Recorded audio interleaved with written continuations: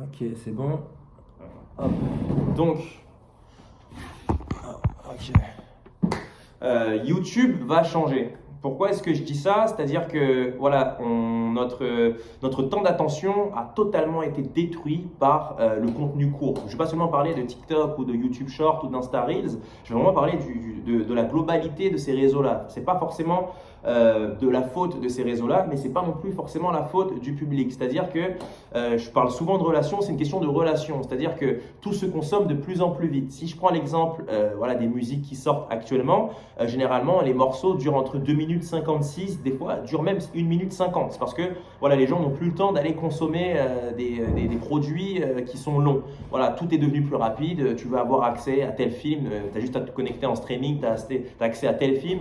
Voilà, tu payes les plateformes de streaming. Du jour au lendemain, tu peux regarder un film qui vient d'Inde ou tu peux regarder un film qui vient d'Afrique, qui vient d'Asie. Enfin, tout est beaucoup plus accessible. Et ça, en fait, ça nous a rendu totalement flemmards. Maintenant, on ne prend plus le temps de s'asseoir, de parler, voilà. Des fois, mais moi, quand je vois, ça a touché aussi ma concentration. Des fois, je parle avec quelqu'un, si elle va pas droit au but avec son sujet, des fois, je peux penser à autre chose et je lui dire, ah, tu m'as dit quoi déjà? Et c'est vrai que c'est des choses qui arrivent aussi aux plus jeunes. C'est des choses qui arrivent voilà, entre les jeunes entre 16, 17, 18 qui grandissent avec leur téléphone, qui ont tout le temps leur téléphone. Ça voilà, diminue le taux de concentration et ça, c'est montré, c'est prouvé scientifiquement. Maintenant, est-ce que ça va rester comme ça? Je ne pense pas. Parce que on va dire que tout ça, c'est un effet de mode. C'est surtout un effet de mode et c'est de l'offre et de la demande. C'est-à-dire que voilà, toutes ces grosses entreprises ont capté que les gens n'avaient plus réellement le temps. Et maintenant, ceux qui arrivent à faire des vues, ceux qui arrivent à voilà, tirer leur épingle du jeu, c'est ceux qui arrivent à capter l'attention des gens. C'est pour ça qu'on a pas mal de pubs qui sont de plus en plus rapides, des pubs dynamiques, des pubs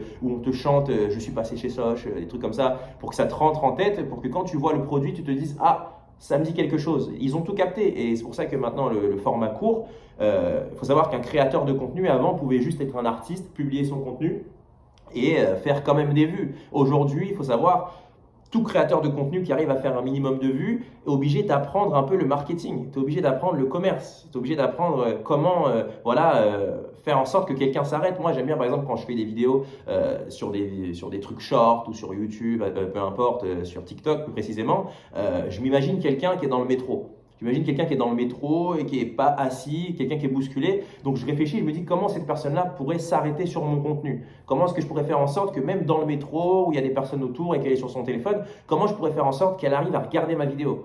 Donc c'est ça un peu le principe. Donc beaucoup de créateurs de contenu, je pense, pensent comme ça. Quand on regarde l'arrivée de MrBeast, je pense que MrBeast, c'est juste le fruit d'une société en fait. MrBeast, c'est le produit d'une société, c'est-à-dire qu'il a su capter un angle de tir et il y est rentré.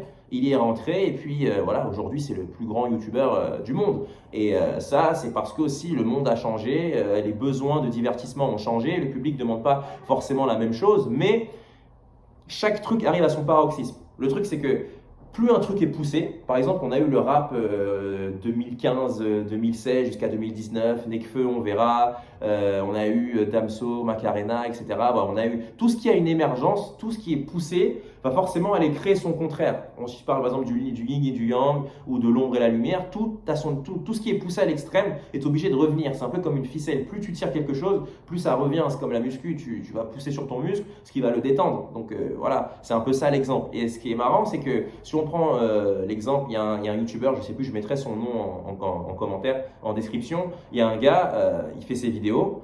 Et il n'y a aucun montage. Et on est en train de voir de plus en plus de créateurs de contenu qui ne font plus aucun montage. Moi, personnellement, j'ai la flemme de faire du montage. Je pose ça là. Les personnes qui ont le temps de regarder, elles regardent. Et puis, si elles ne regardent pas, voilà, rien à faire. Mais le truc, c'est de réussir à rétablir cette connexion-là avec sa concentration. C'est-à-dire que pouvoir se poser et regarder une vidéo de 5, 10 minutes, pouvoir regarder un film de 3 heures. Maintenant, les gens regardent des films en accéléré. C'est-à-dire que des fois, voilà, la scène est trop longue, on va accélérer la scène. C'est-à-dire qu'on a tellement on veut tellement tout de suite. On est une génération où, voilà, faut que ce soit du maintenant. C'est-à-dire qu'on a tellement des shoots de dopamine constamment où on a du contenu. Dès que tu veux quelque chose, tu l'as tout de suite. Par exemple, là, si je descends en bas de chez moi, il y a je sais pas combien de fast-food, il y a un restaurant chinois juste là. Donc tout est à portée de main. Et vu que tout est à portée de main, on ne prend plus le temps d'apprécier les choses. On ne prend plus le temps d'apprécier ne serait-ce que le silence.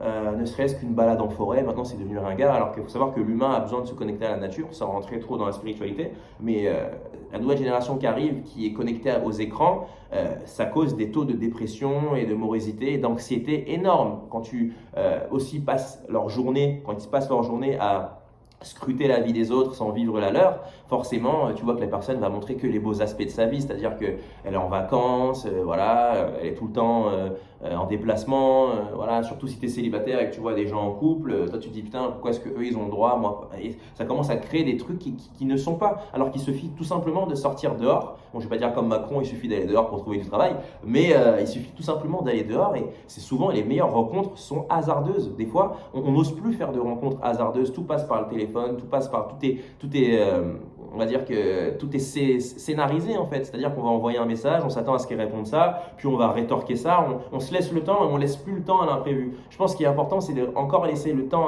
laisser de la chance à l'imprévu parce que souvent la vie, elle ne fait que co-créer avec nous en fait.